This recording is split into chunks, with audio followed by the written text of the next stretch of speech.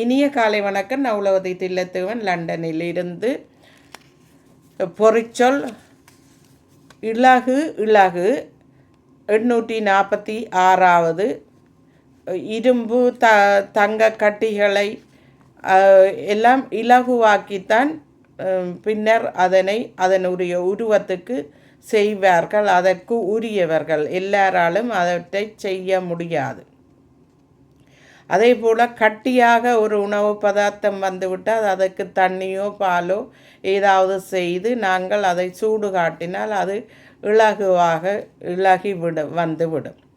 ஏன் ஐஸ் கட்டியை கூட குளிர் குறைந்த நேரத்தில் அது இலகுவாக தண்ணியாக வடைந்து இலகு செய்து அதே போல் காற்று அதிகமாக வீசும்போது மரங்கள் அசைதல் என்ற ஒரு பதம் வந்திருக்கிறது. தழைத்தல் என்ற ஒரு பதம் வந்திருக்கிறது. இப்போது குளிர்காலத்தில் மரங்கள் எல்லாம் தழைக்காமல் இலைகள் உதிர்த்து பேசாமல் நிற்கிறது.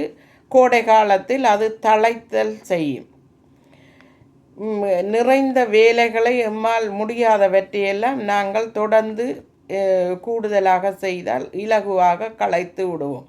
வருத்தமுள்ளவர்கள் விரைவாக களைத்து விடுவார்கள்.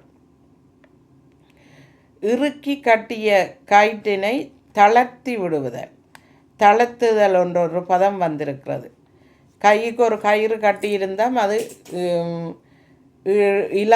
இறுக்கி இருந்தால் அதனை தளர்த்தி விடுவதற்காக அதனை கொஞ்சம் அவுட்டு நீளமாக கட்டினால் அது தளர்த்துதல் செய்யப்படும்.